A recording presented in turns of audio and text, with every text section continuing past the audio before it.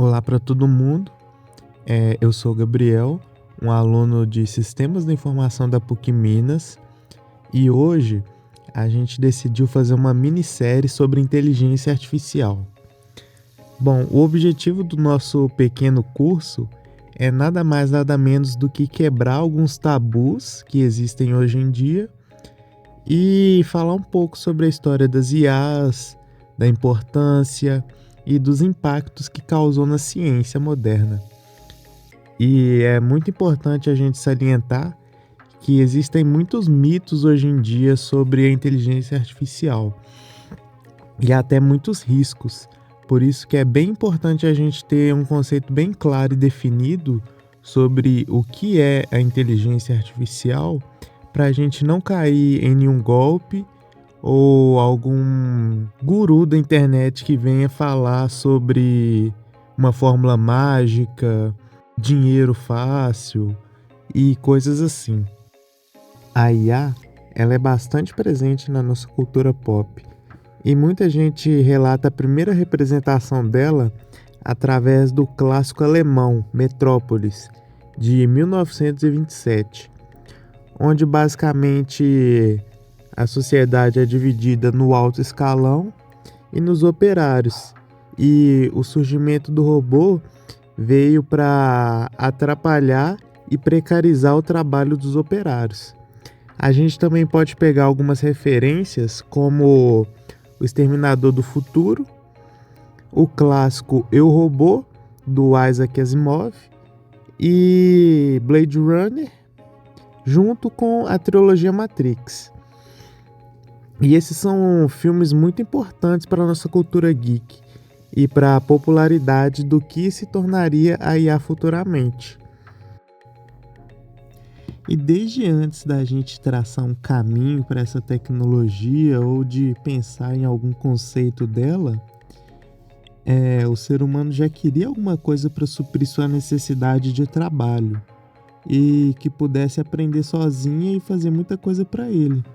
E esses estudos foram ficando cada vez mais fortes na Segunda Guerra Mundial, até que em 1943, Warren McCulloch e Walter Pitts criaram uma forma de representar a ideia de pensamento do cérebro humano, que seriam através das redes neurais artificiais.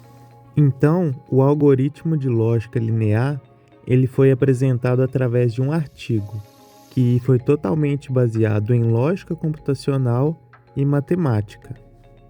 Bom, continuando um pouco no tempo, em 1950, Claude Shannon programou uma máquina que conseguia fazer jogadas simples de xadrez, e ele utilizou para isso conceitos básicos de posições. E no mesmo ano, em 1950, a gente teve o grande Alan Turing, que criou um conceito ideológico que seria basicamente o ponto de partida onde um computador conseguiria imitar a fala humana. E esse conceito ficou conhecido como jogo da imitação. Esse jogo tinha por objetivo separar uma carta escrita pela máquina e por uma pessoa. E um juiz ia determinar das cartas, sem saber quem escreveu, qual delas tinha sido escrita pelo computador. E em 1952, o Arthur Samuel criou um algoritmo para jogar damas no computador IBM 701. E ele conseguia melhorar por conta própria, tornando assim um bom desafio para jogadores amadores de dama. Só que ainda assim, para jogadores do nível avançado, ele não era considerado muito bem um desafio, porque era muito fácil. E todo esse começo é muito importante para a gente traçar um caminho pré-inteligência artificial, porque antes disso a gente nunca teve um conceito ou algum nome, alguma definição específica. Mas só que até no ano de 1956 foi considerado o marco zero da inteligência artificial, porque a gente teve a Conferência de Dartmouth, que foi basicamente uma conferência gigante de tecnologia, onde tinham vários nomes famosos de cientistas da computação, de matemáticos, eletrônicos, e até que um conhecido chamado John McCarthy, ele criou o termo inteligência artificial. E isso nessa conferência ficou bem famoso.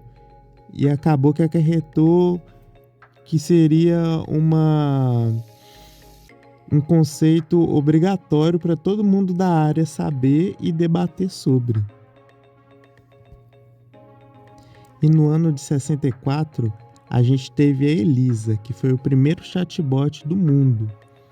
E mesmo ele funcionando de uma forma bem simples e de respostas programadas e de mais fácil entendimento, ele revolucionou muita coisa no sentido de inovação, porque foi uma novidade grande para todo mundo. E mesmo sendo intuitivo e simples, muita gente ficou surpresa, porque é uma coisa que ninguém esperava, era conversar com um computador sozinho, né? E a partir da década de 90, que a gente conseguiu ter uma visão bem mais ampla do que se tornaria a IA de hoje em dia. Porque começaram a fabricar computadores que eram especializados em vencer humanos em algumas tarefas, funções e alguns jogos. E um emblema famoso dessa época que teve foi o embate de xadrez entre o soviético Garry Kasparov e um computador. E passou muito tempo até que o Garry conseguisse perder. E em 1957 foi um choque grande, que a máquina superou o homem no jogo de xadrez. E o Garry ele foi derrotado por um computador da IBM, que chamava Deep Blue.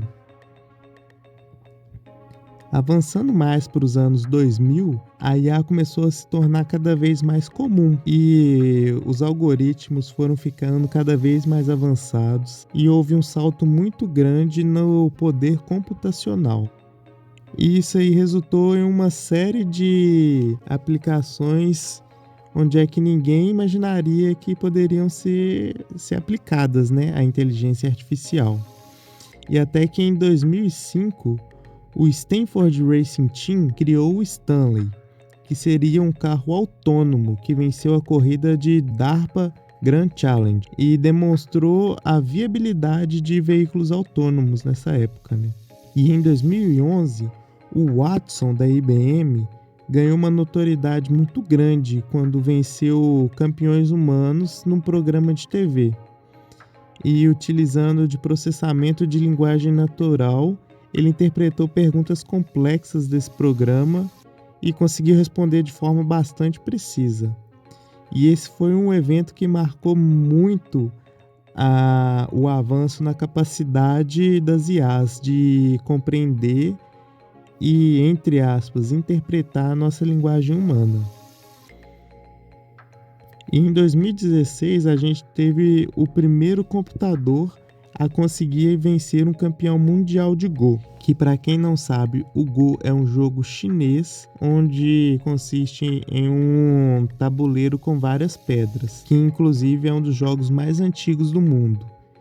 E a máquina que realizou essa façanha, ela se chama AlphaGo e foi desenvolvida pela DeepMind, que é uma empresa pertencente à Google.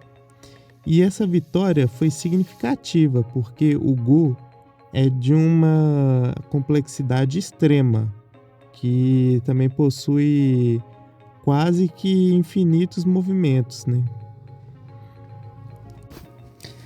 E para a galera que deseja se apropriar do tema mais, eu vou deixar algumas recomendações aqui na descrição do vídeo.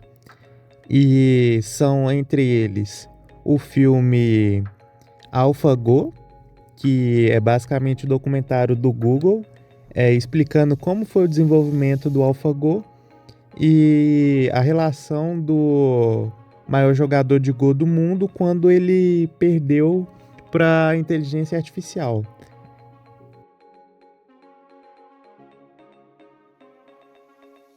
Em segundo, eu vou deixar aqui o podcast do Inteligência Limitada, que teve a participação especial do Fábio Akita, em 2 episódios, falando exclusivamente de IAs e de como o nosso mundo vai ficar de acordo com a inteligência artificial. E também eu vou deixar uma live do Akita, onde ele fez no canal dele, que ele explica especificamente o que são redes neurais e como elas funcionam a fundo. E em último lugar, eu vou deixar aqui o canal Programação Dinâmica, que é um canal que fala sobre Python e ciência de dados e o desenvolvimento de IAs com Python.